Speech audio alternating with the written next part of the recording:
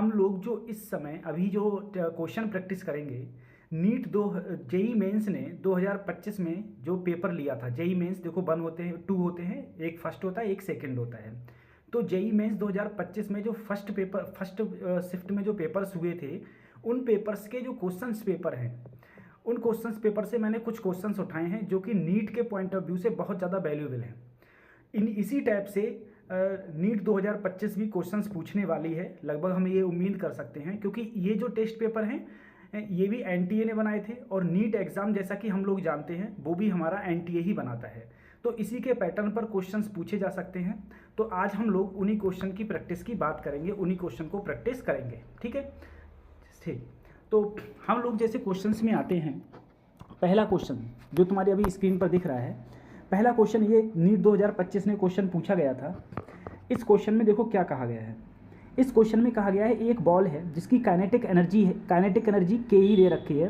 तुमसे कहा गया 60 डिग्री पर प्रोजेक्टेड किया गया हॉरिजॉन्टल से, तो हाईएस्ट पॉइंट पर काइनेटिक एनर्जी क्या होगी। देखो अगर हम लोग जानते हैं, अगर कोई भी चीज़ प्रोजेक्टाइल मोशन से थ्रू करी जाती है तो हाईएस्ट पॉइंट पर वर्टिकल वेलोसिटी जो हो जाती है वो जीरो, सिर्फ हॉरिजॉन्टल वेलोसिटी बचती है, जो कितनी बचती है मेरी बी कॉस थीटा। अब यहाँ पर थीटा कितना है मेरा, थीटा है मेरा 60 डिग्री। ठीक है, तो अगर मैं कॉस 60 लगाऊंगा, कॉस 60 की वैल्यू हम सबको पता होती है, कॉस 60 की वैल्यू जो होती है वो होती है √3/2। ठीक है, नहीं कॉस 60 की वैल्यू होती है बेटा 1/2। क्या होती है 1/2। ठीक है, तो b/2 वेलोसिटी क्या हो जाएगी b/2। अब हमसे यहाँ पर देखो, अगर हम काइनेटिक एनर्जी देखें, काइनेटिक एनर्जी यहाँ पर क्या हो जाएगी, तो 1/2 mv², 1/2 mv² करेंगे तो b²/2। अगर हम यहाँ पर देखें, यहाँ पर काइनेटिक एनर्जी के ई थी, जो कितनी थी, जो वेलोसिटी यहाँ पर b थी, तो 1/2 mv² ये हो जाएगी। ठीक है, अच्छा 1/2 b² स्क्वायर करोगे तो यहाँ पर क्या हो जाएगा 1/2 mv²/4। तो ऊपर आ गया हमारा काइनेटिक एनर्जी और नीचे क्या आ गया 4। तो आंसर कौन सा हो जाएगा, आंसर सेकंड ठीक हो जाएगा, काइनेटिक एनर्जी अपॉन 4। ठीक है, अब अगले क्वेश्चन की हम लोग बात करते हैं। अगले क्वेश्चन में हमसे कहा गया है, मेरे पास में दो चार्जेस हैं, एक चार्जेस 7 माइक्रोकूलम, एक -4 माइक्रोकूलम, अपोजिट चार्जेस हैं, और ये यहाँ पर रखे हुए हैं, और ये यहाँ से यहाँ तक देखो, यहाँ पर तुमसे पूछा गया है इलेक्ट्रोस्टैटिक पोटेंशियल एनर्जी। सबसे पहले ये पोटेंशियल एनर्जी हमेशा किसकी होगी, नेगेटिव की। अगर मैं पोटेंशियल एनर्जी के लिए फार्मूला देखूँ तो क्या हो जाएगा, -k Q1 Q2 -k Q1 Q2 upon R। ठीक है, अगर मैं k की वैल्यू लगाऊँ यहाँ पर, k की वैल्यू क्या होती है 9 × 10⁹ सारे बच्चों को पता होती है। ठीक है, Q1 एक चार्ज है 7 माइक्रो का मतलब 10⁻⁻6, दूसरा चार्ज है 4 वो भी 10⁻⁻6। ठीक है, अपॉन डिस्टेंस क्या हो जाएगी, दोनों के बीच की डिस्टेंस देखो 7 सेंटीमीटर ये, 7 सेंटीमीटर ये, जरा सोचो, ये -7 फिर क्या आएगा 0 फिर क्या आएगा +7, तो ये टोटल डिस्टेंस क्या हो जाएगी 14 सेंटीमीटर। और सेंटीमीटर को अगर हम लोग मीटर में कन्वर्ट कर देते हैं तो वो क्या हो जाएगी 10⁻⁻2। अब इसको हम लोग सॉल्व कर लें। अगर हम लोग 7 को काटेंगे 7 2 जा आएगा, और 2 से यहाँ पर काटेंगे तो 2 आएगा, 9 2 जा कितना हो जाएगा 18 × 10⁻, 6 और 6 हो गया 12, 12 में से 9 गया। ठीक है, कितना बचा 12 में से 9 गया 3। ठीक है, -3, और ये ऊपर जाएगा तो यहाँ पर किसका आ जाएगा ऊपर था यहाँ पर -3 और ये ऊपर गया तो यहाँ पर बचेगा सिर्फ 10⁻⁻1, यानी कि आंसर आएगा 1.8 जूल, 1.8 जूल आंसर आएगा। पोटेंशियल एनर्जी ऑलवेज नेगेटिव होती है, तो ऑप्शन मेरा हो जाएगा ऑप्शन 4 बिल्कुल ठीक हो जाएगा। अगले क्वेश्चन की हम लोग बात करते हैं। अगले क्वेश्चन हमसे कहा गया है रिफ्रैक्टिव इंडेक्स, हमें किसी भी कोई हमारे पास में कोई भी हमारे पास प्रिज्म है जिसका रिफ्रैक्टिव इंडेक्स दे रखा है, और तुमसे कहा है what is the angle of the prism, angle of the prism क्या होगा। तो देखो अगर मैं यहाँ पर बात करूँ रिफ्रैक्टिव इंडेक्स मिनिमम डेविएशन के लिए एक फार्मूला होता था μ = sin λmin + a/2 और पूरे के नीचे अपॉन sin a/2। अगर हम लोग यहाँ से क्वेश्चंस को लगाएंगे, यहाँ पर देखो अगर मैंने कहा यहाँ पर क्या क्वेश्चन में कहा गया है, यहाँ पर क्वेश्चन में कहा गया है कि लैम्डा मिनिमम किसके इक्वल है a के। अगर लैम्डा मिनिमम a के इक्वल है तो ऊपर हो जाएगा sin 2a/2 और नीचे हो जाएगा sin a/2। ठीक है, 2 से 2 कट जाएगा तो ऊपर क्या बचेगा, ऊपर बचेगा sin a और नीचे बचेगा sin a/2। ठीक है, अब हम लोग देखो यहाँ पर अगर हम लोग sin 2a का फार्मूला लगाए, लेकिन यहाँ पर एंगल क्या है, एंगल सिर्फ a है, एंगल सिर्फ a है, तो यहाँ पर फार्मूला हो जाएगा 2 sin a को कैंसिल आउट करेंगे a/2 और cos हो जाएगा cos b a/2। Upon sine A by two, ठीक है, ये फार्मूला लग जाएगा साइन 2a का। साइन 2 का फार्मूला होता है 2 sin a cos a, इससे ये कैंसिल आउट हुआ। म्यू की वैल्यू कितनी दे रखी थी, √3, ठीक है, 2 को लाओ नीचे तो यहाँ पर क्या हो जाएगा √3/2 और यहाँ बचेगा cos a/2। अगर हम लोग देखें √3/2 कॉस में किसकी वैल्यू होती है, ये वैल्यू होती है cos 30 की। cos 30 is equal to cos a/2, cos से cos कैंसिल आउट होगा तो 30 बराबर क्या हो जाएगा a/2, तो एंगल ऑफ प्रिज्म ए की वैल्यू क्रॉस मल्टीप्लिकेशन होकर कितना आ जाएगा 60 डिग्री। ये मेरा ऑप्शन था, 60 डिग्री ऑप्शन था, ठीक है। अगला क्वेश्चन है द इक्वेशन ऑफ ट्रांसवर्स। देखो कोई भी इक्वेशन, अगर कोई भी मेरे पास में ट्रांसवर्स इक्वेशन दे रखी है, मुझसे पूछा क्या है वेलोसिटी ऑफ वेव। बहुत अच्छा क्वेश्चन है, नीट में ऐसे क्वेश्चंस की भरमार है, या पूछ भी सकता है। देखो velocity of wave B equal to क्या होता है omega upon K, B equal to होता है omega upon K, velocity of wave का ये फार्मूला होता है। अब ओमेगा क्या होता है, ठीक है, अगर मैं इसको लिखूं तो कैसे लिख सकता हूँ, y equal to A sine omega T plus K X. तो के क्या है तुम्हारा, के है, के की वैल्यू क्या है, देखो यहाँ पर अगर हम कंपेयर करेंगे 2 × 20 × 10⁻³ और ओमेगा कितना है 600, 0 से 0 कटा, 2 से हमने जो काटा तो कितना आया 30। अगर ये हमारा ये आया हमारा 30, ठीक है। अच्छा एक चीज़ और देखो बेटा, ये चीज़ जो यहाँ पर ये वैल्यू दे रखी है ना, ये किस में दे रखी है वैल्यू, mm में दे रखी है। mm का मतलब क्या हो गया मिलीमीटर, ठीक है, mm का हो गया मतलब मिलीमीटर। तो ओमेगा टी तो हमारा ये आ गया, और ये अगर हम लोग इसे मिलीमीटर में, मिलीमीटर को लिखेंगे तो कैसे लिखेंगे 10⁻³ -3 से -3 कटा है तो 30 आंसर है हमारा, ठीक है। अब एक चीज़ इसमें और देखना, अगर यहाँ पर दोनों साइड देखो के एक्स और ओमेगा टी दोनों अगर पॉजिटिव है, इसका मतलब वेव मेरी कौन सी डायरेक्शन चल रही है, ये नेगेटिव में चल रही है। अगर दोनों मेरे पॉजिटिव होते, अगर दोनों किस में होते पॉजिटिव होते, ठीक है, पॉजिटिव होते, ठीक है, तब सही था। अब कुछ बच्चे कहोगे सर कि यहाँ पर ये -3, देखो ऐसा तुम एक बात में तुम इस प्रकार से समझ सकते हो। यहाँ पर जो मेरा आंसर आया था, अगर तुम लोग -3 को नहीं लोगे, ठीक है, तो 30 और ये ऊपर जाके हो जाएगा 10⁻³ क्या हो जाएगा +3। लेकिन ये रहेगा किस में, ये रहेगा mm/सेकेंड। अगर mm/सेकेंड को तुम मीटर/सेकेंड में कन्वर्ट करोगे तो -3 से मल्टीप्लाई करोगे, तब भी तुम्हारा आंसर क्या आएगा 30 मीटर/सेकेंड। लेकिन वही बात, अगर देखो अगर जो के एक्स और ओमेगा टी दोनों सेम साइन के होंगे, देखो दो यहाँ पर दोनों क्या है पॉजिटिव के, तो मेरी वेलोसिटी जो है, जो ट्रांसवर्स वेव है, कौन सी डायरेक्शन चलती है, वो नेगेटिव डायरेक्शन में। लेकिन अगर एक पॉजिटिव एक नेगेटिव होता तो ये कौन सी डायरेक्शन चलती है, पॉजिटिव डायरेक्शन में, ठीक है।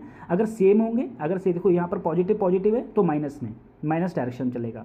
अगर दोनों साइड में नेगेटिव होते तब भी साइन सेम होता, तब भी क्या होती है माइनस में। लेकिन एक पॉजिटिव एक नेगेटिव होगा तो मेरा साइन किसका होगा, एक पॉजिटिव एक नेगेटिव होता तो मेरा साइन प्लस का होता, तो प्लस का साइन होता है। ट्रांसवर्स वेव की इक्वेशन से हम लोग ऐसे निकाल सकते हैं। अगला क्वेश्चन देखो, फोटो इलेक्ट्रिक इफेक्ट से मेरा मॉडर्न फिजिक्स से क्वेश्चन पूछा गया था। इसमें कहा गया था मेरे पास में एक वर्क फंक्शन है, वर्क फंक्शन दे रखा है, मुझे स्टॉपिंग पोटेंशियल दे रखा है। मुझसे पूछा गया है what is the wave length of the EM wave, EM wave की वेव लेंथ क्या होगी। देखो अगर कोई भी मटेरियल होता है, उसका जो वर्क फंक्शन है वो भी तुम्हें इलेक्ट्रॉन वोल्ट में, स्टॉपिंग पोटेंशियल से अगर मैं काइनेटिक एनर्जी निकालूं, मैंने बोला है तुम लोगों को बिल्कुल सिंपल फंडा होता है काइनेटिक एनर्जी निकालने का स्टॉपिंग पोटेंशियल से, सिर्फ वहाँ पर E से मल्टीप्लाई कर दो। जैसे यहाँ पर 2 है, ठीक है, तो 2 इलेक्ट्रॉन वोल्ट क्या है मेरी काइनेटिक एनर्जी, ठीक है। अगर मैं वर्क फंक्शन की बात करूँगा तो वो आएगा मेरा 2.14 इलेक्ट्रॉन वोल्ट मुझको दे रखा है। अगर मैं आइंस्टीन की इक्वेशन लगाऊँ, आइंस्टीन की इक्वेशन मेरी कहती है total energy equal to kinetic energy plus work function, और इन दोनों को अगर मैं जोड़ूंगा तो मेरा आएगा 4.14 इलेक्ट्रॉन वोल्ट। ये मेरी टोटल एनर्जी होनी चाहिए जो मेरी वेवलेंथ गिर रही है, ठीक है। अब यहाँ पर वेवलेंथ अगर मैं पूछूँ तो E इक्वल टू होता है SC/λ। तो अगर मैं लैम्डा की वैल्यू निकालूँ तो मेरा फार्मूला लगेगा SC/E, ठीक है। SC की वैल्यू मुझे क्वेश्चन में दे रखी है 1200 इलेक्ट्रॉन वोल्ट और नैनोमीटर में, ठीक है। अपॉन E की वैल्यू है मेरे पास में 4.14 इलेक्ट्रॉन वोल्ट से इलेक्ट्रॉन वोल्ट गया। जब इसको मैं डिवाइड करूंगा तो मेरे पास में आंसर आएगा 300, तो 300 नैनोमीटर मेरा क्या हो जाएगा आंसर, यानी कि आंसर 4 बिल्कुल ठीक हो जाएगा। इसके बाद अगर मैं अगले क्वेश्चन की बात करूं, मुझसे कहा गया है water flow in a horizontal pipe whose one end is close with a valve, the reading of the pressure gauge attached to the pipe is P1, the reading of the pressure gauge falls to P2, when the valve is open the speed of the देखो मुझसे question में क्या कहा गया है कि मेरे पास में एक वॉल्व है, एक वॉल्व एक तरफ से क्या है बंद है लेकिन एक तरफ से खुला हुआ है। जहाँ पर ये बंद है वहाँ पर जो प्रेशर है वो तुम्हारा क्या है, वॉल्व बंद है एक तरफ के और दूसरी तरफ को खुला हुआ है। अच्छा, जहाँ ओपन है वहाँ पर प्रेशर क्या है P2, जहाँ बंद है वहाँ प्रेशर क्या है P1। दोनों अगर सेम हाइट पर हैं, ठीक है, अगर मैं बर्नौली इक्वेशन लगाऊँ, बर्नौली इक्वेशन से एक तरफ प्रेशर क्या है P1 plus 1/2 rho B square. भाई जब इधर बंद है तो वेलोसिटी क्या होगी यहाँ पर 0, तो काइनेटिक एनर्जी क्या हो जाएगी 0, और पोटेंशियल एनर्जी सेम हाइट पर है तो क्या हो जाएगी रो जी एच। इसके इक्वल दूसरी साइड पर देखो प्रेशर क्या मान लिया मैंने P2, ठीक है, और यहाँ पर जो काइनेटिक एनर्जी हो जाएगी वो हो जाएगी 1/2 रो बी स्क्वायर। यहाँ पर वेलोसिटी में बी मान लूँ तो, ठीक है, और साथ यहाँ भी क्या हो जाएगा रो जी एच। रो जी एच से रो जी एच खत्म हो जाएगा, सेम हाइट पर थे, ठीक है। अगर मैं P2 को उधर ले जाऊँगा तो मेरा फार्मूला क्या बनेगा P1 minus P2 is equal to 1/2 rho B square, ठीक है। अगर मैं यहाँ से वेलोसिटी को निकालना चाहूँ तो मेरा बी स्क्वायर का जो फार्मूला आएगा वो आएगा 2P1 minus P2, 2P1 minus P2 upon rho, और बी स्क्वायर अगर मैं वेलोसिटी निकालूंगा तो को पूरे के ऊपर क्या आ जाएगा मेरा अंडर रूट, पूरे के ऊपर अंडर रूट हो जाएगा, under root P1 minus P2 और साथ में अपॉन रो। तुमसे डायरेक्टली प्रोपोर्शनल पूछा है, डायरेक्टली प्रोपोर्शनल किसके है under root P1 minus P2 के, ये डायरेक्टली प्रोपोर्शनल है। ऑप्शन 1 बिल्कुल ठीक हो जाएगा। अगले क्वेश्चन की अगर हम लोग बात करें, हमसे पूछा गया है, देखो ऐसे क्वेश्चंस तुम्हारे नीट में इस बार क्वेश्चन समझ लेना, इस बार जो भी नीट में जो डायमेंशन वाले क्वेश्चन आ रहे हैं वो इसी प्रकार से आएंगे, जैसे तुम्हारे जो मैच द कॉलम होंगे इस प्रकार से क्वेश्चन आएंगे। जैसे परमेबिलिटी ऑफ फ्री स्पेस, इसका क्या होगा, मैग्नेटिक फील्ड का फार्मूला क्या होगा, मैग्नेटिक मूवमेंट का क्या होगा, टॉर्शनल कांस्टेंट का क्या होगा, ठीक है। तो अगर इस प्रकार से तुम्हारे क्वेश्चंस रहने वाले हैं। अगर हम लोग मैग्नेटिक मूवमेंट की बात करें, एम बराबर क्या होता है बेटा NIA, तो एन का तो कोई होता नहीं है, संख्या होती है, तो क्या बचा सिर्फ I इंटू ए। आई क्या होता है करंट होता है, तो करंट का क्या हो गया A, ठीक है। एरिया का क्या हो गया L स्क्वायर, देखो सीधे सीधे दिख रहा है मुझे, C का क्या है, C का फोर्थ है, ठीक है। अब एक निकाल लिया, अब इसमें देखो C का फोर्थ किस में है, C का फोर्थ सिर्फ इसमें है, सिर्फ फोर्थ वाले में है, ठीक है। ये मेरा बिल्कुल सही हो जाएगा, बस ज़्यादा मत निकालो, ठीक है, जो तुम्हें आ रहे हैं वो निकालो और बस आगे बढ़ते रहो, ठीक है, ये होता है। सही है। अब देखो अगर तुमसे टॉर्शनल कांस्टेंट पूछा जाए, टॉर्शनल कांस्टेंट होता है tau is equal to C theta, जहाँ सी होता है टॉर्शनल कांस्टेंट, थीटा की कोई डायमेंशन होती नहीं है, यानी कि जो टॉर्क की डायमेंशन होगी वही किसकी डायमेंशन है, वही तुम्हारी किसकी डायमेंशन है, वही तुम्हारी टॉर्शनल कांस्टेंट की है, ठीक है। टॉर्क की डायमेंशन क्या होती है ML स्क्वायर T-2, यानी कि कौन सा हो गया इसका पहला, ठीक है, तो डी का पहला। देखो दो चीज़ें आ गई, ठीक है। अगर तुमसे परमेबिलिटी ऑफ फ्री स्पेस पूछा गया है, तो परमेबिलिटी ऑफ फ्री स्पेस अगर आप निकालना, देखो मैग्नेटिक फील्ड निकालना चाहें तो मैग्नेटिक फील्ड अगर आप निकालना चाहें तो F इजकल टू क्या हो जाएगा, F इजकल टू QBV, यहाँ से मैग्नेटिक फील्ड निकाल लो, ठीक है, फोर्स की डायमेंशन निकाल के। परमेबिलिटी ऑफ फ्री स्पेस इसके निकालना चाहो तो F बराबर 1/4 epsilon not Q1 Q2 upon, जब वो एप्सिलॉन नॉट होता है। परमेबिलिटी निकालना, तो ऐसे हम लोग डायमेंशंस निकाल लेंगे, और तुम सबसे पहले क्या करो, एक निकालो फिर चेक करो और फटाफट आंसर लगाओ और अगले बढ़ो। क्यों? क्योंकि अगर तुम ज़्यादा टाइम लगाओगे, सबका निकालते फिरोगे अलग अलग से, तो तुम्हारे लिए ज़्यादा टाइम लग जाएगा। क्वेश्चंस को ऐसे कर लेंगे हम लोग। अगला क्वेश्चन देखो, तुमसे कहा गया है एक सैटेलाइट है, ठीक है, एक सैटेलाइट है जो 9 टाइम क्लोजर है किससे, अर्थ, मून से 9 टाइम क्लोजर है अर्थ के, तो तुमसे उसका टाइम पीरियड पूछा गया है। देखो ये कैप्लर्स का फॉर्मूला है, कैप्लर्स का क्वेश्चन है। एक फार्मूला होता था T² directly proportional to R⁻3, ठीक है। अगर मैंने कहा पहले का जो टाइम पीरियड वो मैंने T1 मान लिया, दूसरे का टाइम पीरियड मैंने T2 मान लिया, ठीक है। पहला जो मेरे पास में, मान लो मेरे पास में पहला है मून, तो मून की रेडियस मान ली मैंने R, और दूसरे की रेडियस 9 टाइम क्लोजर है, यानी कि क्या हो जाएगी 9/R की पावर, यहाँ पर क्या हो गया की पावर 3, और यहाँ पर क्या हो जाएगा का स्क्वायर, ठीक है। अगर मैं देखो R से R कैंसिल आउट हुआ, 9 गया ऊपर, तो यहाँ पर अगर मैं T1/T2 को रहने दूँ, T1/T2, ठीक है, इधर मैं क्या करूँगा 1/9 की पावर 3/2, तो 9 का क्या हो जाएगा 3 और 1 का तो 1 रहेगा ही, तो यहाँ पर हो जाएगा 1/3 का क्यूब, ठीक है। और T1 की वैल्यू कितनी थी मेरी, T1 की वैल्यू थी मेरी सॉरी ये 9 ऊपर गया है, सॉरी 9 कहाँ गया है, ऊपर, 9 गया है ऊपर और वन यहाँ पर, ठीक है। तो ऊपर रहेगा मेरा, ऊपर रहेगा 3/1 की पावर 3, 3/1 की पावर 3। यहाँ पर टाइम पीरियड कितना है इसका, देखो मून का कितना दिया है 27, T2 दूसरे का पूछा है।